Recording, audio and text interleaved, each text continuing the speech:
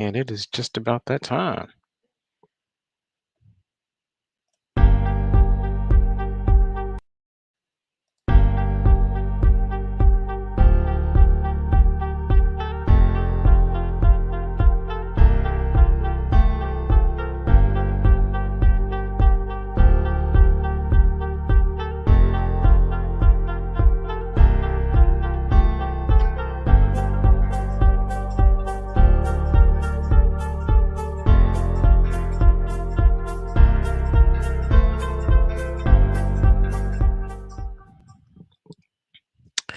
Hello, hello, everyone. I am Kelly Blackman, and I'm so glad to have everyone here. Hopefully, I got everyone in. I was having a little bit of a technical issue earlier, but let me just see here. I believe my StreamYard is working okay. Um, Welcome to Living Life on Purpose. And honestly, this is a lot of where my heart is. Any of you who know me personally, or who even follow some of my posting and my social media, you know that this is a real big issue for me. So trying to live with purpose, trying to live within that purpose is a big thing. Um, so let's jump right in. Today we're going to actually be talking about how to create a life around the idea of purpose. So there are 7 key steps. Let me just start off by saying these are steps that uh, I am not the creator of, or at least not entirely. All this research is out here already, and as a life coach, what I've been able to do is really just kind of pull apart some of this, and I've found a lot of stuff that has been working, a lot of stuff that has been helping people. So for me, this is about as beautiful as it gets. So what I want to do is actually, you know what? Let me give people just a couple of more moments. Uh-oh, and I see some people aren't able to view the video. So give me just a sec. This is the beauty of being a solopreneur.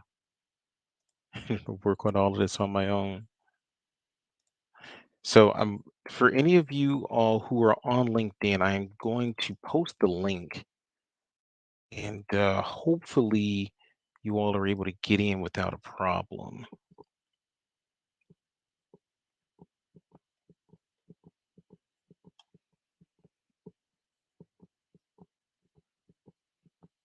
All right. Yep. Oh, it looks to me like I'm live, but I'm just gonna post that link for my feed, all the wonderful, beautiful people out there in a post.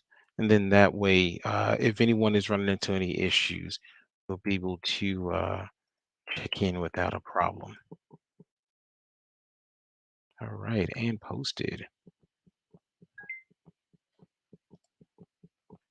All right, awesome. Good to see you, Brian. I'm glad that you were able to get in. All right, awesome. So, getting right to it, when we're talking about living life on purpose, is obviously a little bit of a play on words, but realistically, uh, what I found just through research is that there is a lot of us. There's a lot of us out here in the world who really aren't living life. We're mostly just existing because we lack purpose. We lack that that sort of direction. So what I want to do is I'm going to jump on into some slides. I want you all to know that I spared no expense when I did these myself to make these slides. So you should see here the title slide, and you guys just send me a message if anyone isn't seeing that or if there's something not working here. Otherwise, we will proceed. All right. And yep, there we go. A little bit of a lag too. So obviously that's great. So to start off, let me just tell you a little bit about me. Uh, Back in 2008, I started my first coaching business. It was actually called Smith Blackman Business Consulting. It was me and my wife. And because of the fact that I was in school for accounting, because of the fact that I was taking business, I was like, man, this is a thing that I get. This is a thing that I know. And what's really interesting is that they're the big firms, the Accentures, the Bains, all the big places, they wouldn't cater to smaller businesses. So if you needed some business advice because there wasn't as much information on the internet yet, boy, if you needed business advice, you'd have a huge problem because unless you're at the library trying to pull out books and stats to try to figure out how to run your business, you were pretty much stuck. So when I when I saw that this was an issue, I saw all of these small businesses in my neighborhood, and you'll see the wing hung business. That was actually my first client. Um, it was just a case that there are all of these mom and pop businesses that were saying, "Hey, I got no idea. Like I'm really great at making Chinese food, but I got no idea how to run a business. I don't know what to do outside of, running a sale every so often to do the marketing." So in 2008, I was like, "Man, I'm going to put my foot to the pedal. I'm going to actually go." Incorporate it, and that was my first venture. I learned a lot, but what I did find out is that after a couple of years, the people who were really gung ho, the people who were really excited about their businesses, most of them weren't after that. Wing Kong actually closed down not long after. It wasn't my fault. Let me just start there. But what I will say is a lot of the folks who were really good at doing whatever they're good at, they're not good at business. It made a niche for me because those big companies, I talked to Accenture, they said, well, if you don't make $10 million a year, we can't talk to you. So I was in there. I was like, man, I was doing business plans, marketing plans, running marketing campaigns, SWOT analysis, having a ball with that because, there's money in that sort of thing. At the same time, wasn't a chance that I was going to ever really be able to stick with it because what I found out is that the thing that I was really enjoying was helping people feel like they were fulfilling something. Now, I'll come back to that later because what I did after that was I actually became like an independent consultant, freelancer. In 2014 was great for the gig economy because I was able to do resumes and career planning and really helping people to shift from one job to another. Usually, I was really good at helping to translate where people's skills were, and it's horrible because now I do a crappy job on my own resume. I pay somebody to do it. But it is the case that I was doing it then, and I made a good amount of money doing it. What I really found out though is that after a while, helping somebody get into a big four accounting firm or something like that, they a year later they're like, "No, this job sucks. I hate this place." The dream is gone again. And the beautiful part about that is that what it did lead me to was this idea, or at least a question of what's actually important to people, because it obviously wasn't helping people to start their business or helping people to get into the right job. So there was something more. Well, in 2019, I actually started Butterfly Effect Consulting. It's a BE Consulting. And what it actually came from was this idea that I was finding my own purpose and being able to find my own purpose. As I started to talk to people about this, what I started to find out is that one, a lot of people didn't have a huge idea about what their own purpose was. And two, as I talked to them about my purpose, people lit up. It was like turning on the light.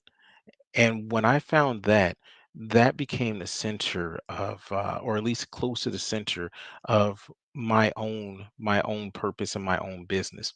So again, we'll get into a little bit more of that later. But did you know that people who have a sense of purpose just live better lives? I've looked this up more than once just to double check and see if these things are correct. But what you'll find is that people who have a higher sense of purpose, better immune system, they have less Alzheimer's. It protects your brain. People live longer. People are protected against heart disease. People have better relationships with their families, with their spouses, with their kids. I mean, there's a lot to be said about having a strong sense of purpose. Now, here's going to be the kicker, though. When I looked at these stats, and this was just from a couple of years ago, and I know that this is only saying America, but I promise I just talked to a coach in India. It had to be 2 days ago, and she literally told me about these exact same issues. that people don't they have a lack of a sense of purpose. And if even if these numbers are skewed a little bit, the reality is that 75% of people not having that sense of purpose means that that's that many more people who are more in line for Alzheimer or dementia, who have a higher cases of heart disease, that sort of thing. So there's a real serious need here. So when I put those two things together to see how my life felt like it was changing, my life felt like it lit up, how other people were lighting up when I started talking about purpose, and then to see these stats that really say, hey, there's a real need here. So where does that leave us? Well, that leads us into what we're going to talk about today. We're going to cover a few different things.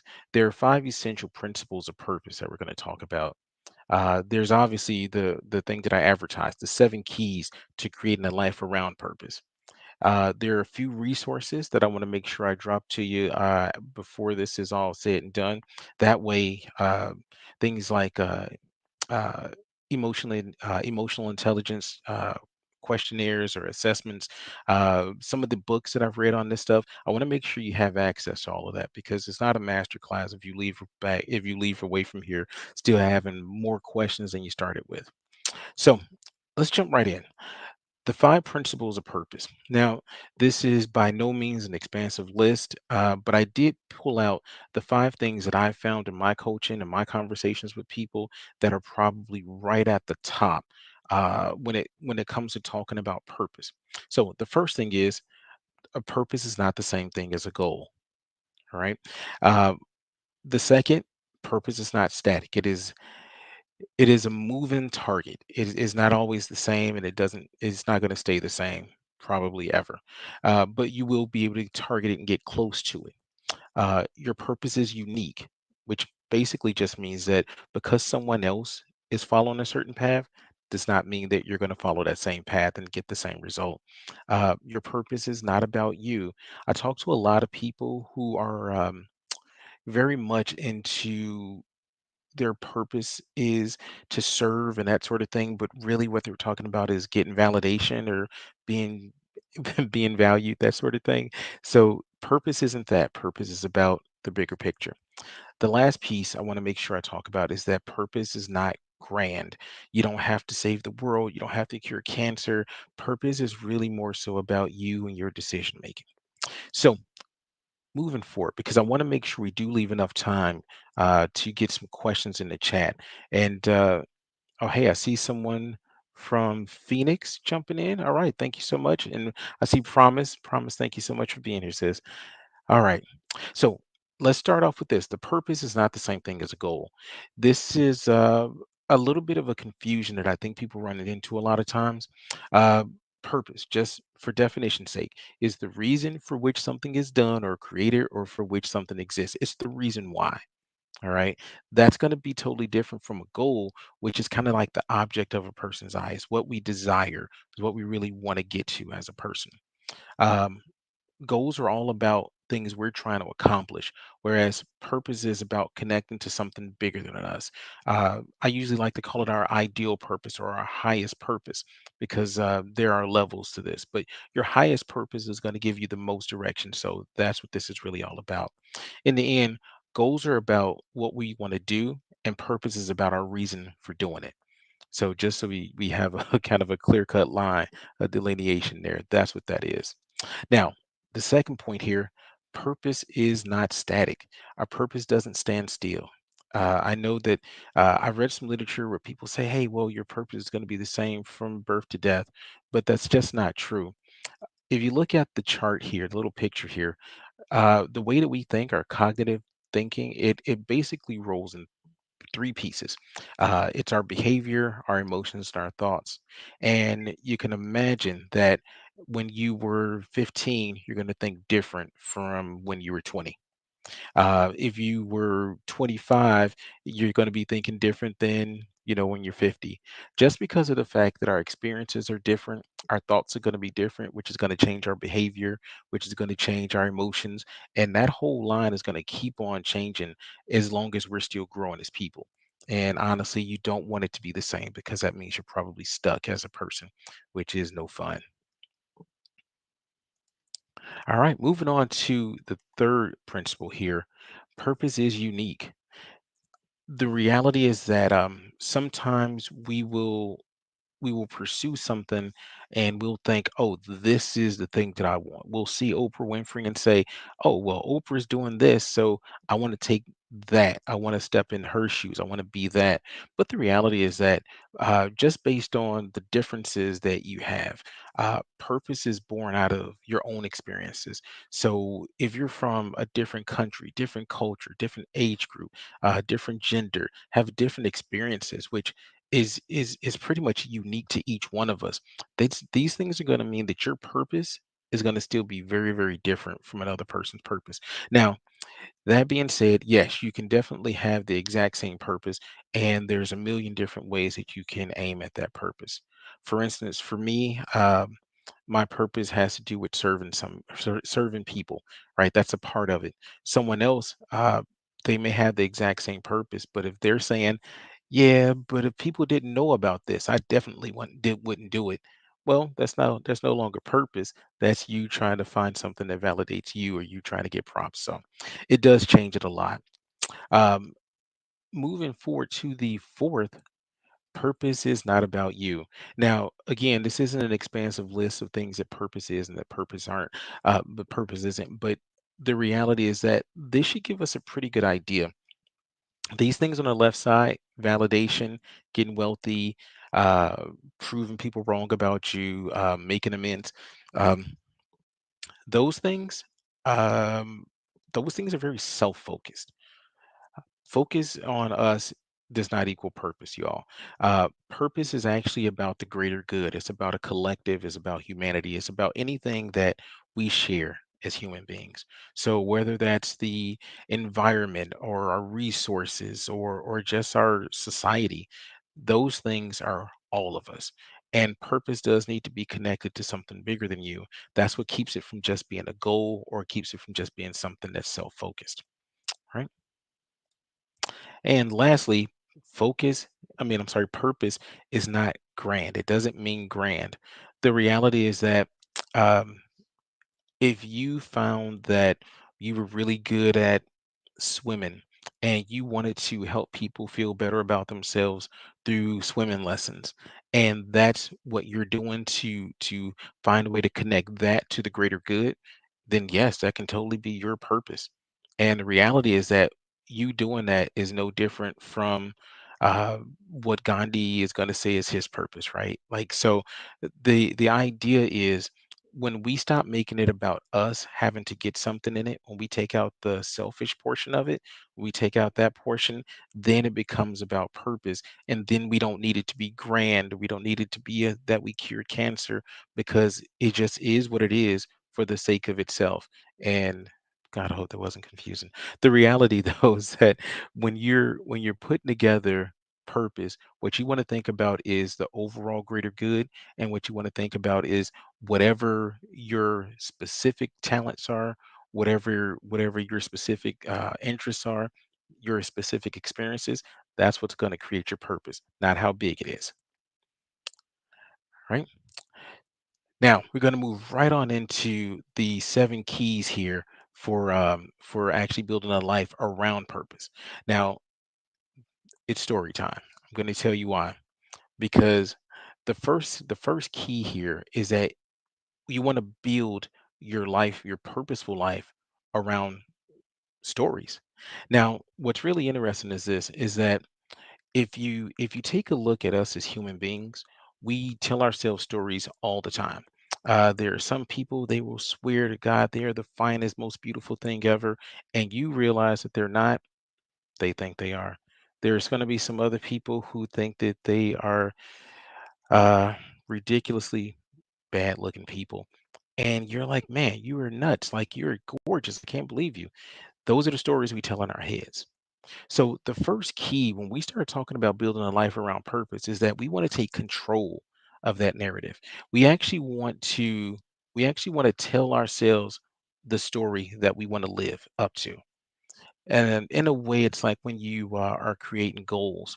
So, here's what I have clients do. It's you start off with at least a one page a one-page story about you.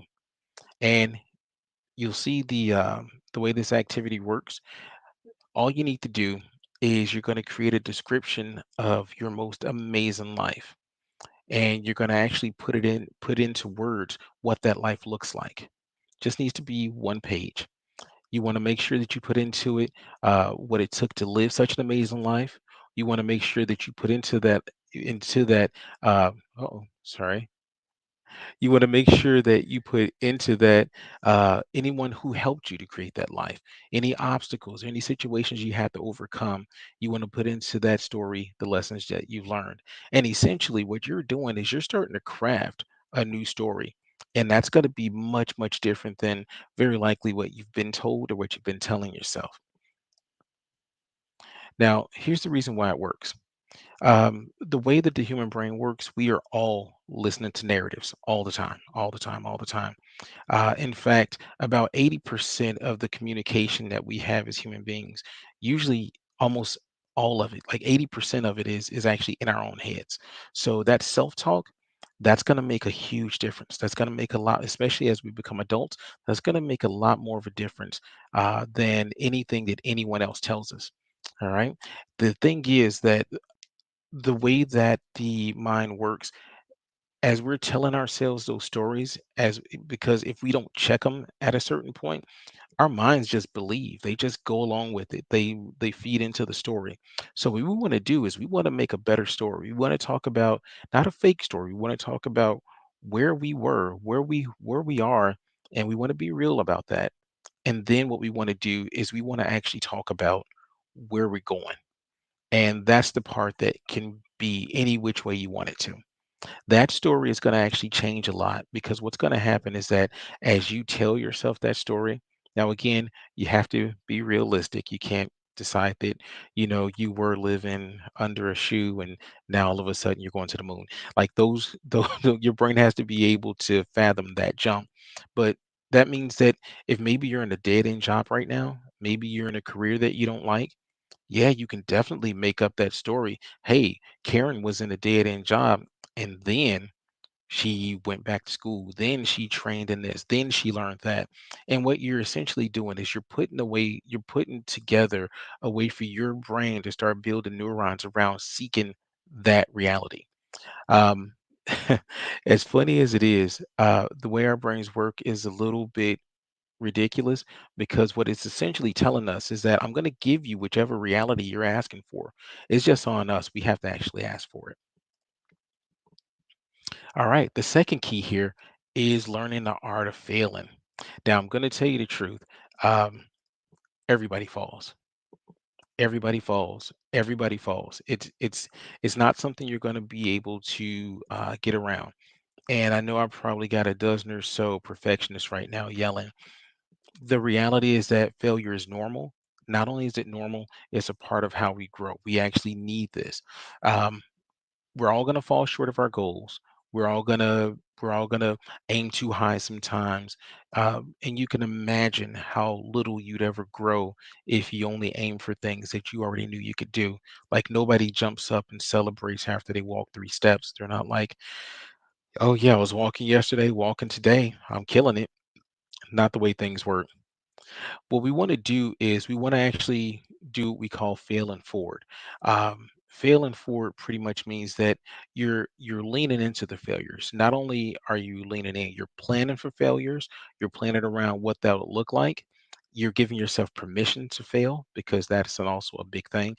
And what you really, really want to do is you want to allow yourself to access the mental capacity to learn from those failures. Now, I'm going to talk a little bit more about that, because that's almost amazing. And did I skip a slide? Yes, I think I did. All right. Here's the key about learning from failures. The way that our brains are wired, is actually necessity for us that pushes everything. So if you've ever had that time where you fell short of something and you really felt bad and you were angry, you wanted to cry, you're really upset, you feel worried about what's going to happen next, you're trying to figure out, man, are they right about me, or was I right about me with those bad thoughts I had? That place mentally, while it sucks and it feels so horrible, The reality is that that place is actually where our brain gets pushed to work more. So, boy, it was in 20 Guys, I want to say, had no, that was the wrong author. I'll find it and I'll post it for you all though. But in this book, The Talent Code, it made the point that basically what happens in our minds is that when we get to that very outer edge of what we can do, when we start to, they call them stretch goals, when we start to reach out for things that are just beyond what we can do, and we miss, and we stick with it, and we miss again and we stick with it, our brain, the reaction that we're having, the emotional reaction, makes our brain start to wire to solve that problem. So in the same way, our brains are going to look to, in the same way, our brains are looking to make sure that we don't get eaten by an alligator. It's wiring and saying, "Hey, this is life or death. These emotions I'm feeling, saying this is important," and it'll actually start to build neural pathways in order to fix whatever that problem is. So the exact feeling that you're looking at that you hate, that exact feeling that's super negative, is the exact feeling that's really going to help you get over the hump. So if you allow yourself to be courageous enough to fail, and one, learn from that failing, okay, and two, at the same time, you want to keep on going, what you're going to find is that you're going to have pretty much a treasure trove of experience, and it's going to supercharge your mind so that as you're actually learning, I mean, as you're actually failing, you're learning and you're moving forward, you're getting better. And I mean, for a feeling that sucks that we all have experienced but we all hate, that's a heck of a win. Now, the third key here is going to be about developing your emotional intelligence. Now, some people are super familiar with emotional intelligence. Just a few weeks ago, I did a poll on LinkedIn, and maybe about half the people had ever uh, gotten their emotional intelligence score. Here's the thing: emotional intelligence. It's fairly well known now. Maybe the last 20 years or so, there's been a lot more research on it, but here's what it is. It's a set of life skills. It's going to basically affect how we see ourselves, how we see other people, how we see the world around us. It's going to help us to manage our emotions. It's going to help us to manage our relationships. Um, Basically, it helps us to make use of our emotions in an appropriate manner, or in a manner that's actually going to be helpful to us. And one of the things that's really cool about emotional intelligence, or EQ or EI, um, it's actually been it's actually been correlated with having success in life. So monetary success, physical success, health wise, financial, I mentioned financial, relationship success. So EQ is really, really huge, and it's really a good determinant of what kind of lives we're going to live. So moving into this, if we just want to take a quick look at some of the things, and we're going to see several of the things that we talk about today that are going to hit these same sort of points. The research right now suggests that if you have higher levels of emotional intelligence, what you're going to be able to do is again have better workplace, especially if you're a company and you are helping your employees to develop emotional intelligence, especially your managers, or your leadership to develop emotional intelligence. What you're going to find is that your whole workplace is going to change. And I will tell you that I've actually tried this myself, just trying to be the catalyst of an emotional intelligence cultural shift.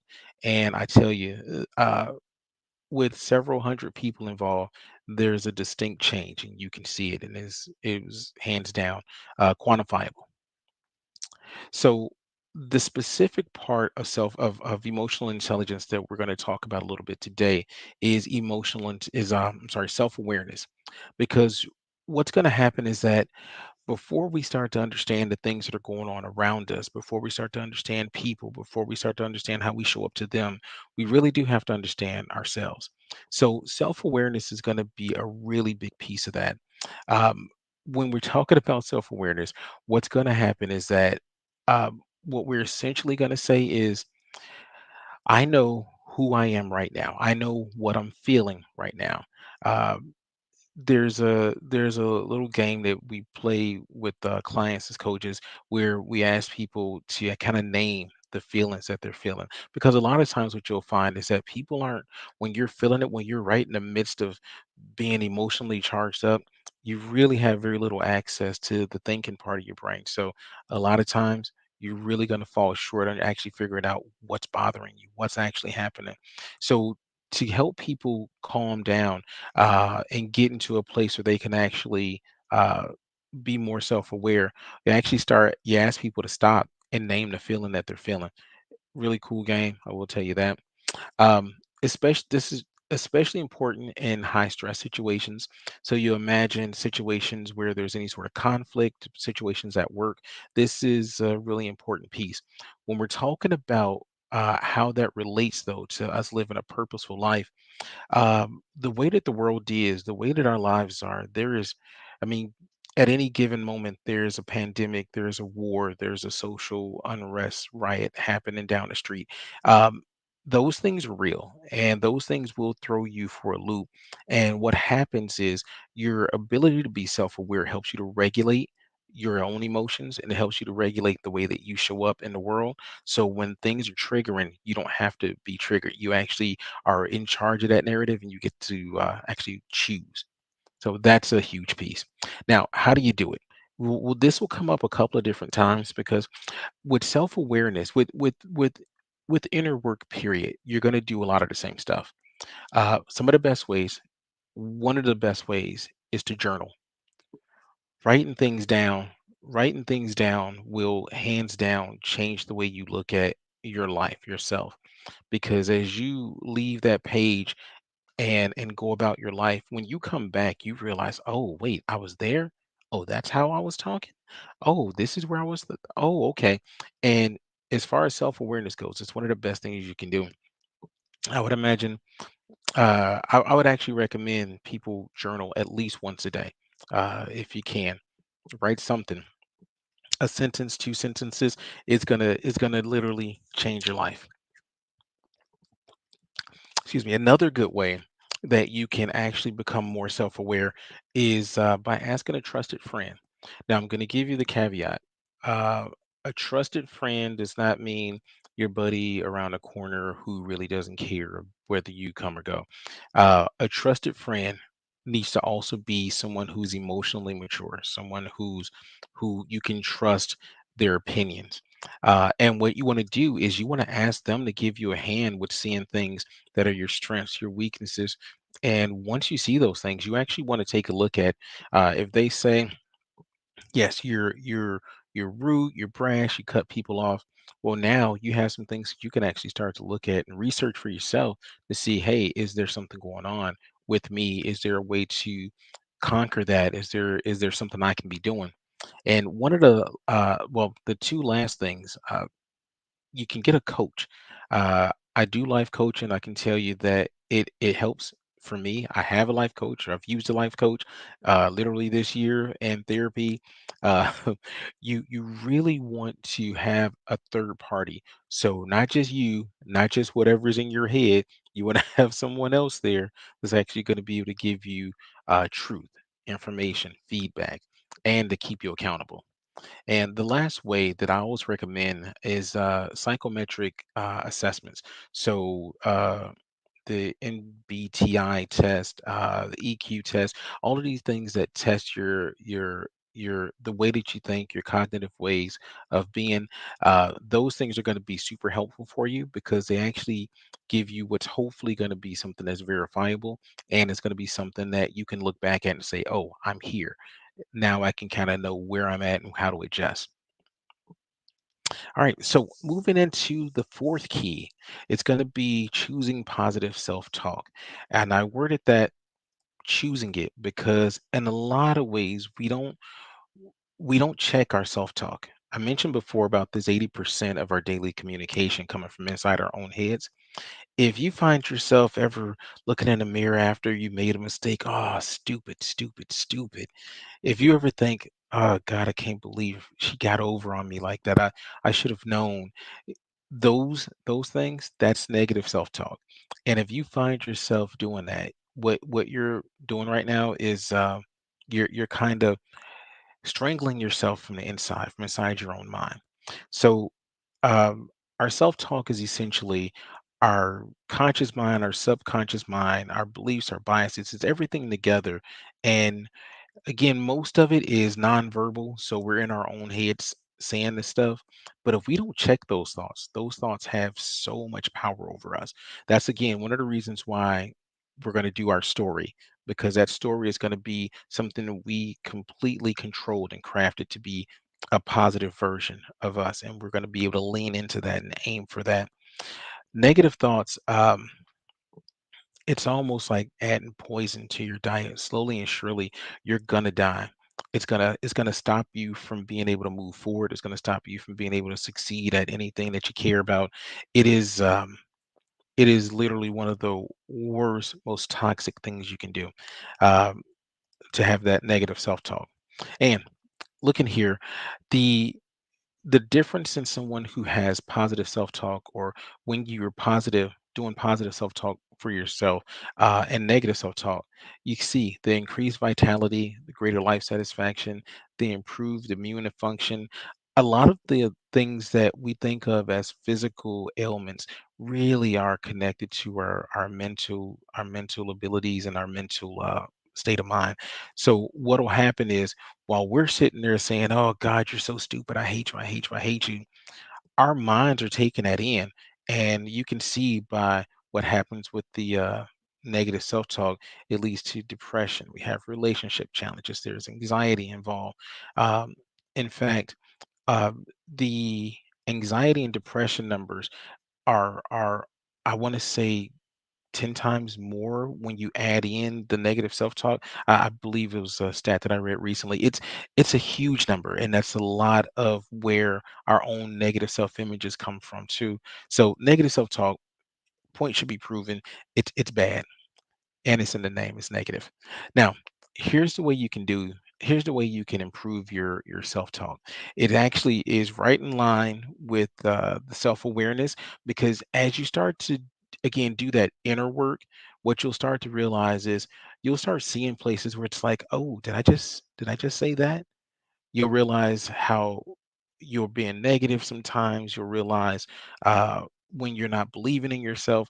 You'll realize when you're doubting yourself, when you're putting yourself, like, you'll self-awareness really is like shining a light on all of those things that we grew up with, all of those things that we heard from teachers and parents and siblings and friends.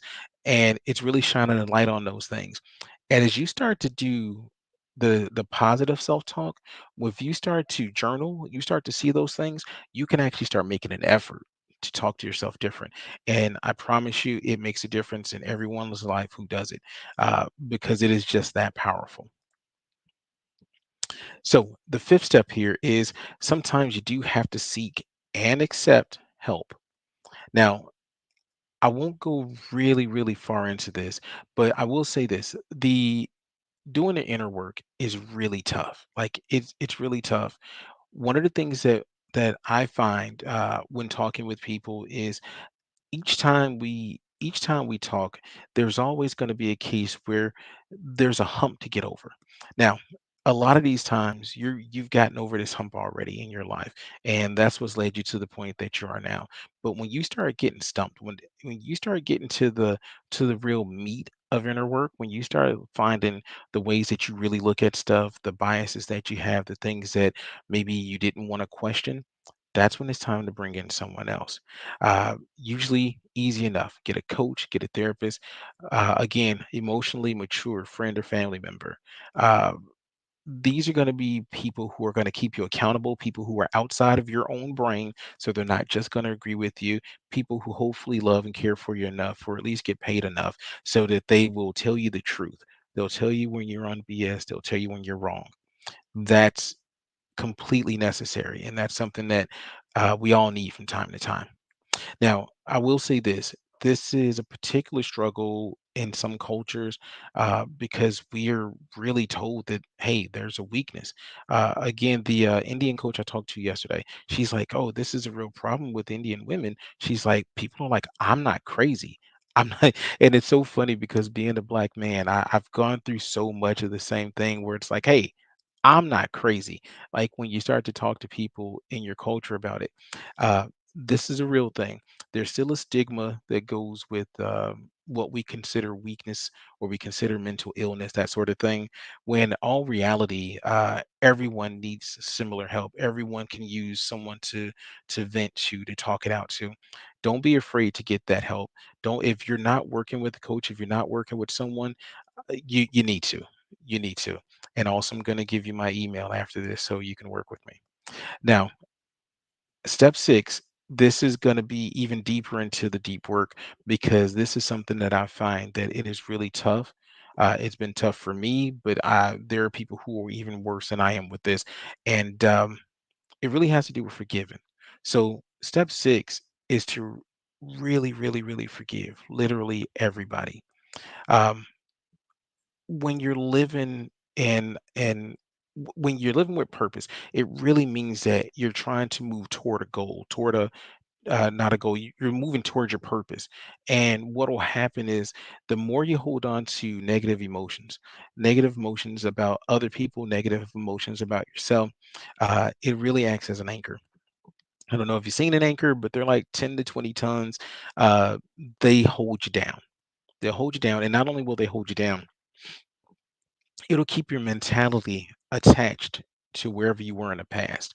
So if you have stuff that you're holding on from your childhood, when to experience that anger, to experience that hurt, that resentment, that that judgment, that guilt, to remember that, to relive that moves you essentially mentally back into wherever you were then, which means that you're not the fully grown adult, fully living, fully functional person that you could be.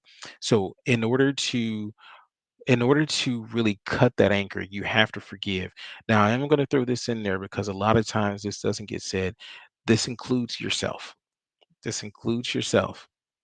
I'm going to say it again. This includes you.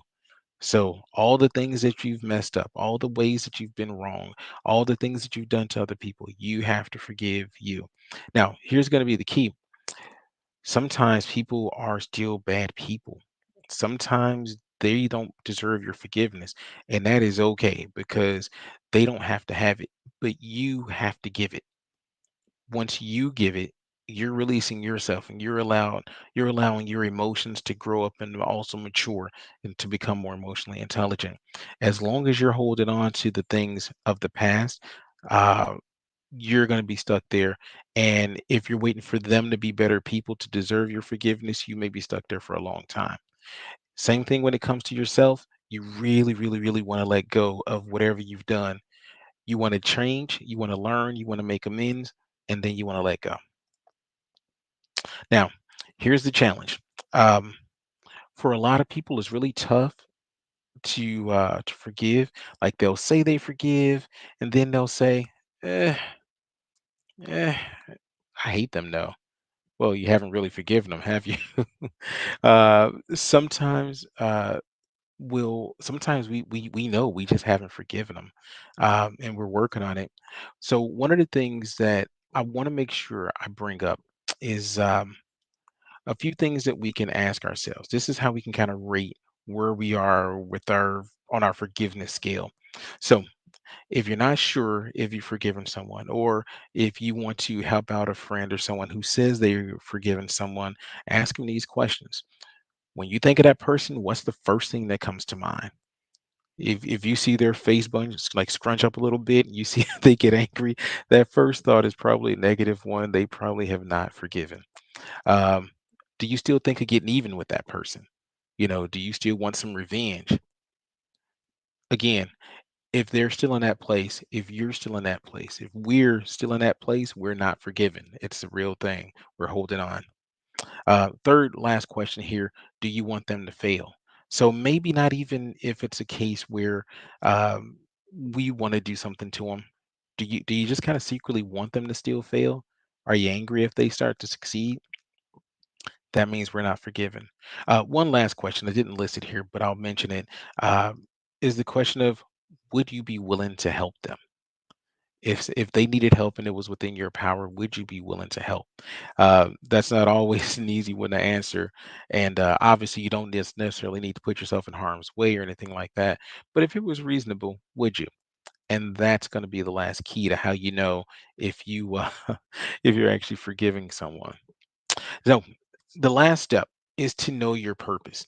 Now, I won't spend a whole lot of time on this one because we're getting close to the end of this class today. But I will say this: um, this is probably no, not probably. This is the first thing that you need to do. You need to become acquainted with your purpose because what's going to happen is um, if we're not clear about what our purpose is, none of the rest of these steps work. None of them work because you're basically trying to target smoke. It's chasing after the wind. Even it's until you understand what your purpose is. Excuse me, what your purpose is, there's really no way for you to live in alignment with it. Now, there are a number of good coaches I've talked to just recently, honestly, about purpose and about how to get to it and that sort of thing. For me, what I do is a free complimentary call. I will say this: my personal purpose works like this. When I started to understand it, I asked myself the question: if if you were attending your own funeral and you lived the best life you can live and everything went the way that you wanted it to go and someone's giving your eulogy, they're going to sum everything up in your life in one word. What would that in one sentence, what would that sentence be? And after I thought about it, I thought about this literally for probably weeks, maybe even a couple of months. And what I realize is that the thing that I hold most valuable, the thing that I believe that I've gotten that has been of the highest value and more than better than anything else has been love. I believe that I've received God given love. I feel like if I'm going to do anything purposeful, then I need to give that out. And my sentence became Kelly, he chose. He chose to give love in every last one of his decisions. So that's my purpose. When I look back at starting up Smith Blackman Business Consulting, I was enjoying it, and not just the whole idea of landing a client or this or that. I was enjoying helping people to find their dreams.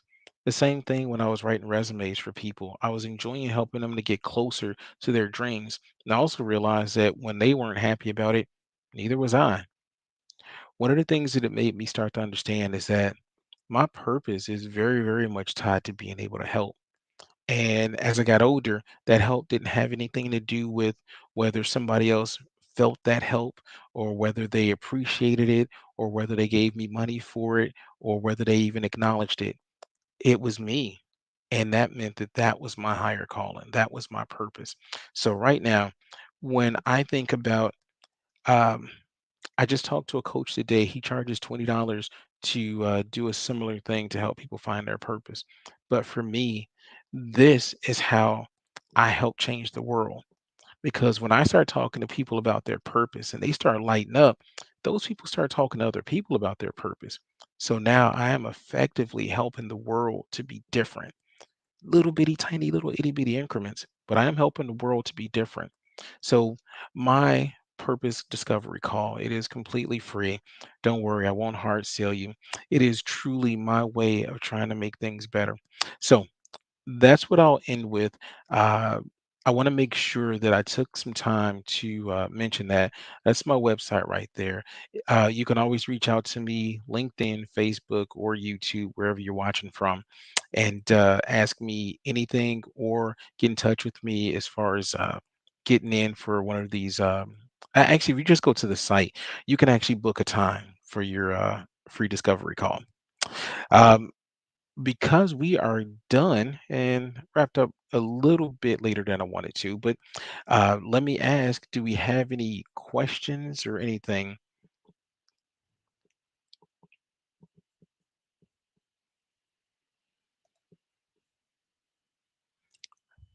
Right.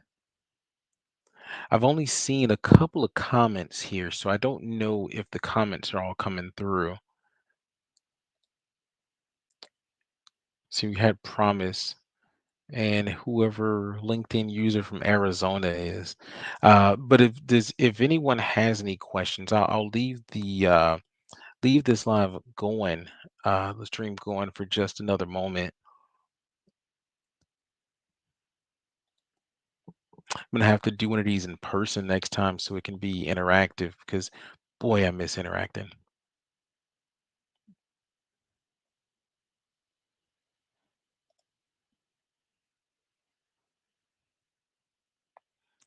All right. I want to thank everyone who actually had a chance to view. Uh, if anyone has any questions, first off, hopefully you know me well enough to know that I'm open to help out in any way I can. So anything that I can do to support your journey, to help out, to answer any questions, please reach out. LinkedIn, Facebook, um, YouTube, send me a message, email me, and I am here. All right. Thank you all, and everyone have a great one. Bye bye.